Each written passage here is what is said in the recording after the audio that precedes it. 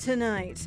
After months of stalled talks and a week of disruptions, teachers and the government are heading back to the bargaining table. Also, touching support for a Saskatoon man with autism who's recovering in Edmonton Hospital after a devastating fire. Plus, from bidding frenzy to buyer's remorse, a rare box of hockey cards worth millions hangs in limbo. This is CBC Saskatchewan News.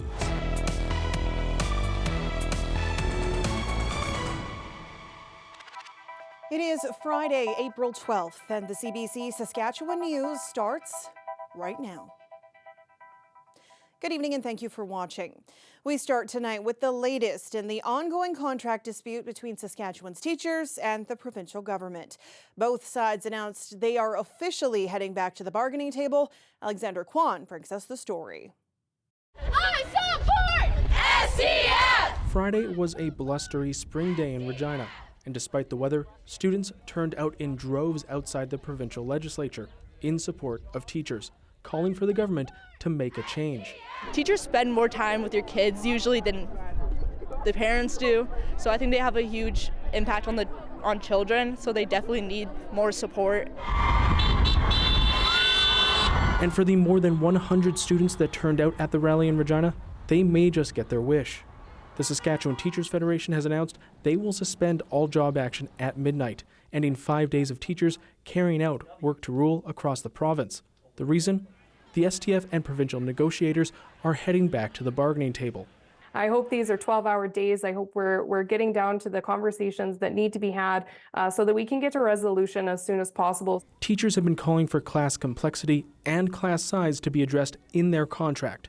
Education Minister Jeremy Cockrill maintains that's not going to be part of the discussions next week. The latest piece on offer here is an accountability framework, which really will offer teachers to have a voice in terms of feedback to local divisions on how dollars are allocated within local school divisions. STF President Samantha Beacott declined to get into the details about what the province is offering.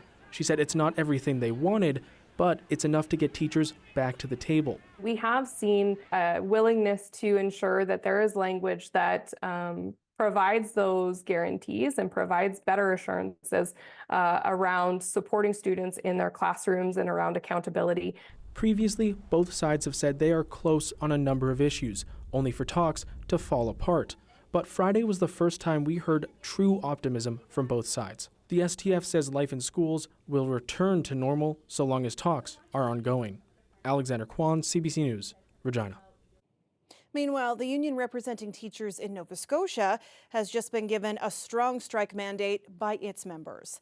10,000 teachers voted and 98% voted in favor of strike action, but that doesn't mean they'll be out of the classroom right away. Talks with the province have been ongoing for a year and are set to resume with the province and a conciliator on Monday and Tuesday. Key issues include school violence, teacher retention, and a lack of substitute teachers. Fair wages are also on the list. The province's education minister says the results of the vote came as no surprise.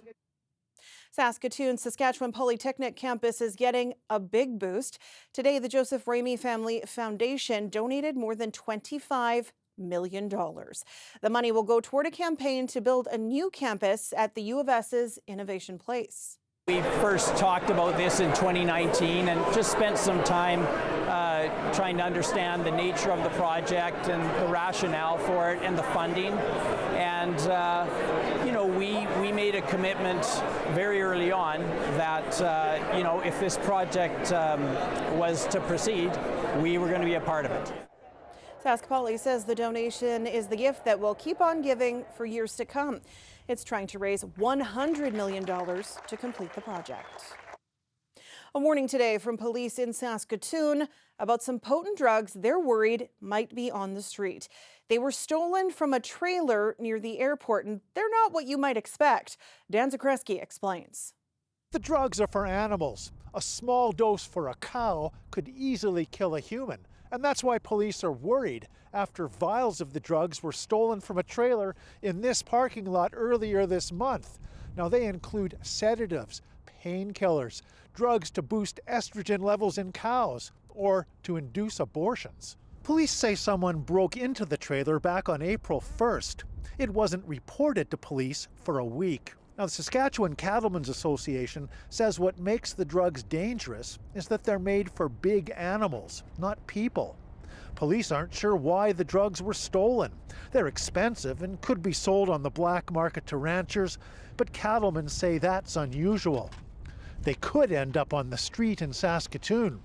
The city's safe consumption site tests drugs for users. Its executive director says so far it's not yet turned up any drugs from the livestock industry. Dan Zakreski, CBC News, Saskatoon. A Saskatoon man is recovering in an Edmonton hospital in a burn unit after being injured in a fire in his apartment on Sunday night. 30-year-old Zach Grant has autism and he lives alone. His brother says he will need a lot of help, but his family is touched by how many people have already given support. Right now, we don't know what life will look like for him afterwards. I got a phone call from my mom saying that his apartment was on fire and he hadn't made it out in time. And so I guess when they got in there and the apartment was a total loss and they had to drag him out and take him to the hospital. And he has third-degree burns over 40% of his body, third and second-degree burns.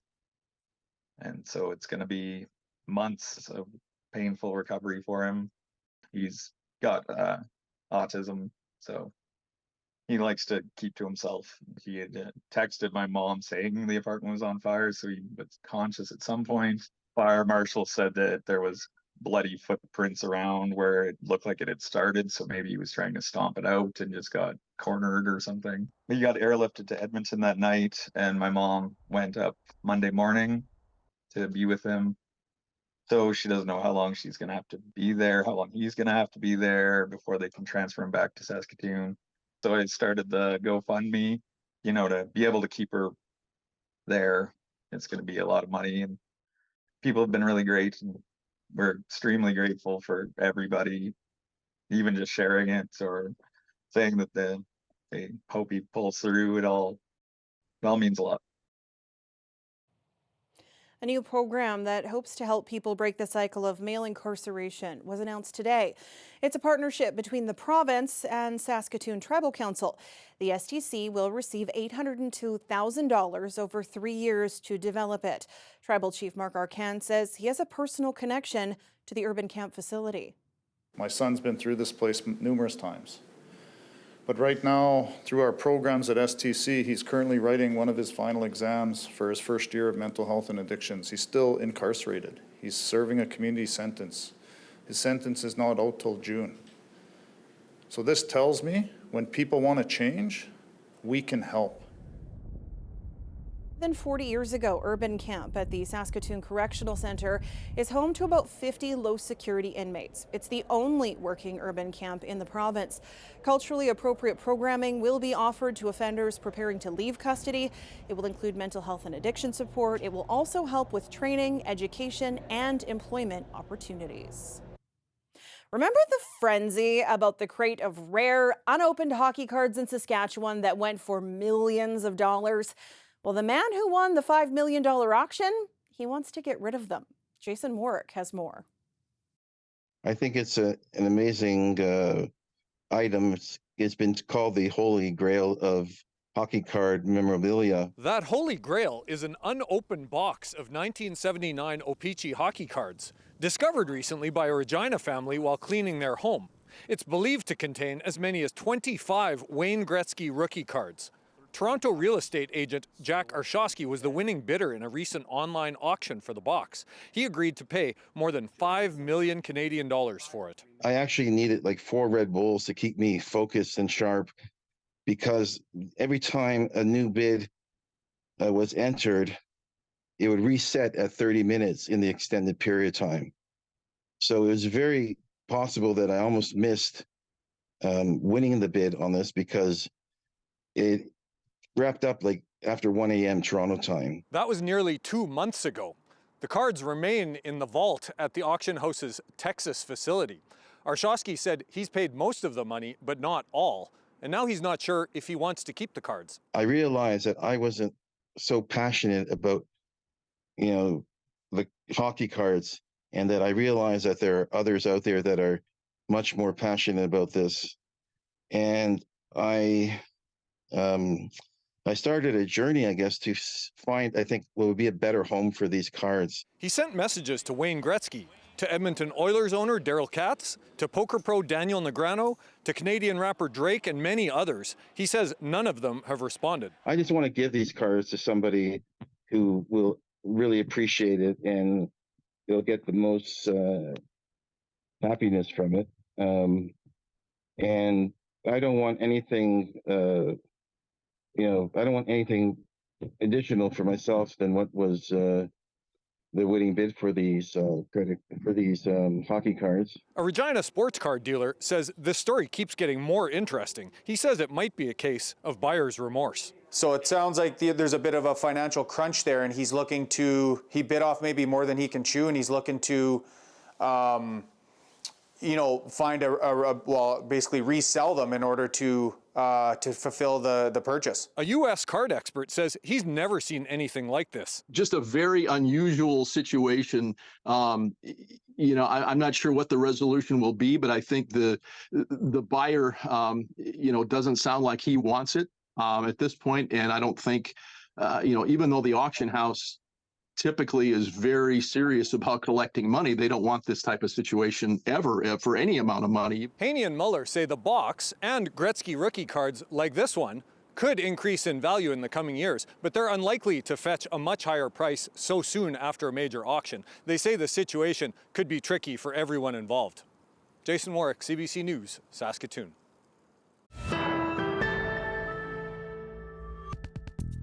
Well, it started out as a windy and cloudy day to be on the golf course, but man, it is sure nice out there now. If you're a hardcore fan of the game, you can start golfing this weekend, and Ethan Williams is still in Saskatoon and will give us your forecast after the break from the course. Stay with us.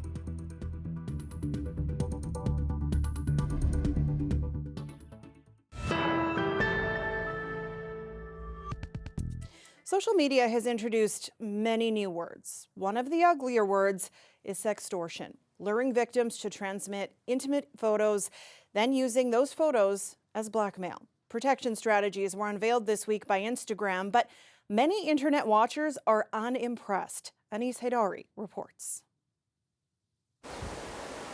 Young people on Instagram will face new barriers if they send or receive nude photos. The idea is that temporarily blurring images can prevent abuse and blackmail. But child advocates say Instagram's parent company Meta isn't doing enough. It really seems like a Band-Aid approach, and the responsibility still rests with kids to keep themselves safe, and there's just so much more these platforms can be doing. If the app automatically detects a nude, it will prompt users to tap an extra button to see or send it. If they do, the image goes through. In a statement, Meta said nudity protection will be turned on by default for teens under 18 globally and will show a notification to adults encouraging them to turn it on. Experts point out users can just go elsewhere. They're going to go to other platforms like Snapchat and Wiz that don't have these kind of current safeguards or regulations, and they're going to start using those platforms. And there's concerns about how automated detection would work because AI can make mistakes. Including through sort of a discriminatory overreach into some types of conversation and not others, or sort of a discriminatory approach to content moderation and what images come down or what conversations come down and are flagged and which ones are not. It's not clear when these features will take effect. Meta has said it's testing them, but researchers point out there's no accountability. There's no need right now for them to share the data. How effective are these measures? They will 100% be collecting that data, but they don't have to share it with anybody. One thing isn't blurry. Anyone of any age isn't blocked from sending nudes on Instagram because the app doesn't require proof to say you're old enough. Anis Haidari, CBC News, Calgary. This weather update is brought to you by Crestview Chrysler Dodge Jeep Ram, proud member of the Capital Automotive Group.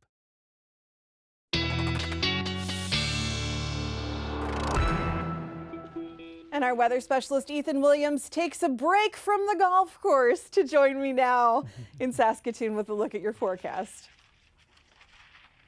Yeah, that's right, Sam. You know, I was having such a good round. A shame that I had to abandon my tee time. But yes, I'm out here at the Holiday Park Golf Course in Saskatoon, at the driving range, in fact. And the driving range here and at the Silverwood Golf Course are now open for the season, effective yesterday, open till 7 o'clock. And if you want to race down here to get a few shots in before they close, you will have the wind at your back this evening. Let's take a look now at where those wind gusts are standing across the province, and you can see still quite breezy, really, no matter where you were. From north to south, east to west today, we really saw things start to pick up. We have seen clearing skies in the Saskatoon area.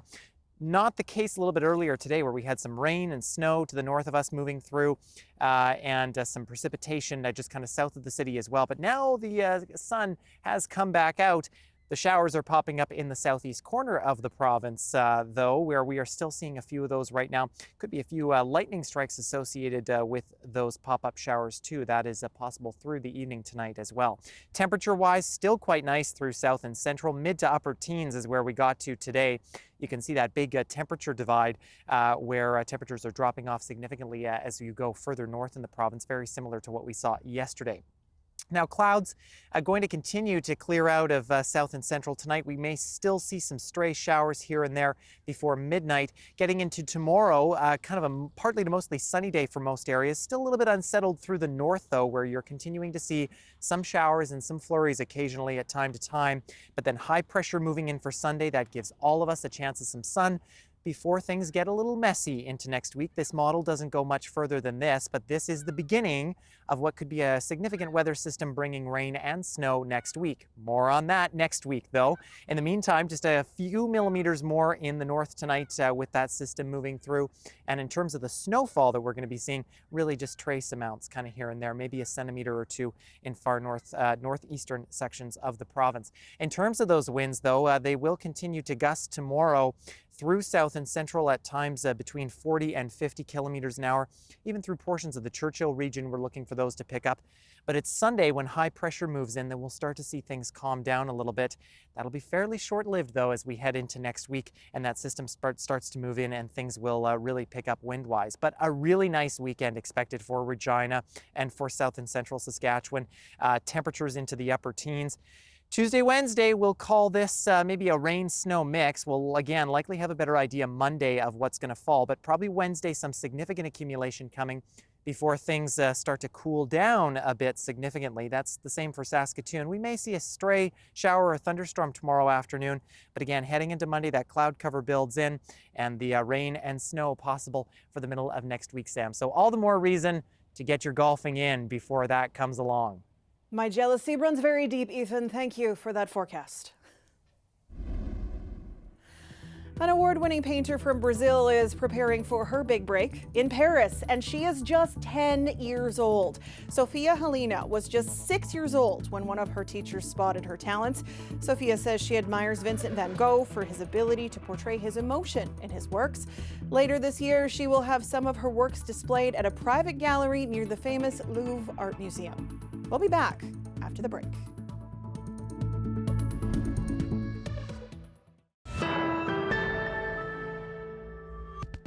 It was a story that became a lightning rod for the anger and anxiety surrounding inflation. Grocery giant Loblaw is reducing its discount on food nearing expiration. The decision was reversed, but now a Loblaw subsidiary is getting attention. Sophia Harris reports. Kim Seaver went to his local superstore to check out the deals after owner Loblaw announced it would reinstate 50% discounts on food nearing its best before date. But all perishables here still have 30% off stickers. I was disappointed. Why do you think it should be 50% across the board at Loblaw stores? Well, clearly they can afford it if some stores are offering it. Back in January, Loblaw lowered its 50% discounts to 30% for perishable food. That angered customers amidst rising prices. So Loblaw backtracked, saying it would bring back the 50% markdowns where they existed before. And in an email to CBC News, the grocer confirms all of the discounts went back to what they were previously, which range between 30 and 50% off in respective stores. When Loblaw announced the initial change, real Canadian superstores were already only offering 30% discounts. So Loblaw says that discount stays put. I'm at Superstore. Warren Chapman says his neighborhood superstore previously offered a 50% discount, but changed it to 30 around 5 years ago. He believes Loblaw should reverse that decision too. Just don't see how they could justify treating their customers at Superstore different than they're treating their customers at their other stores. Consumers talk to each other, and you can quickly be pointed at as an unfair grocer following unfair practices. And to me, that criticism is warranted. This professor says Loblaw should offer half-off deals at all its standard stores or risk more backlash. As a national player, you have to be extremely careful. Give us the 50% off. We appreciate it. Chapman and other superstore shoppers hope Loblaw will once again change its discount policy. Sophia Harris, CBC News, Toronto. Rising home sales and rising prices were predicted today in an outlook from the Canadian Real Estate Association. It reported just a 1.7% increase in sales last month compared with March 2023. But it's expecting a 10% increase this year, with prices rising almost 5%. Real estate company Royal LePage today predicted even larger increases for some cities. And it comes amid speculation that interest rate cuts could be on the horizon. Israel's military says it's bracing for a possible attack by Iran. It's in retaliation for a suspected Israeli airstrike on the Iranian embassy in Syria on April 1st. The U.S. has reiterated that they're committed to defending Israel, and officials have been urging Tehran to back down from threats. We continue to be concerned about the risk of escalation in the Middle East. We stand in strong support of Israel's security against these threats. Escalation is not in Iran's interest. It's not in the region's interest, and it's not in the world's interest. Meantime, the commander of the U.S. Army's Central Command has arrived in Israel for a high-level meeting with the head of the Israeli military. Iran's supreme leader has said that Israel, quote, must be punished. It's widely believed the Damascus strike was carried out by Israel, but Israel has not claimed responsibility for it. Iran says the attack killed 7 of its military advisors, including a top commander.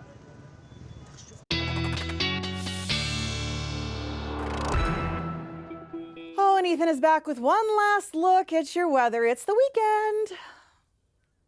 It is indeed, and even though the driving range here may be closing shortly, it's still going to be a nice warm evening for many activities, no matter where you are in the province. We'll start with a look in Regina, where at midnight tonight we'll be sitting around 6 degrees still, and looking at partly cloudy skies. By the time we get to tomorrow morning, the clouds have mostly cleared away, and we're looking at a temperature of 8 degrees. A little bit windy as we head into the afternoon, those gusts near 40 to 50 at times, but near 20 degrees. In Saskatoon, very similar forecast, looking at partly cloudy skies at midnight. A little more cloud cover for you tomorrow morning, a mix of sun and cloud with a temperature at 5, and then a chance of some showers and thunderstorms in the afternoon with those breezy conditions, but still not too bad for golf. And speaking of Sam, I've warmed up now. My 5-iron needs some warm up, though. I think I'm going to join these guys on the driving range. Have fun. Have a safe drive home, Ethan. And that is it for us tonight. For news anytime, you can head to our website, you can subscribe to our YouTube channel, or you can download the CBC News app. Thanks so much for watching. Have a great weekend.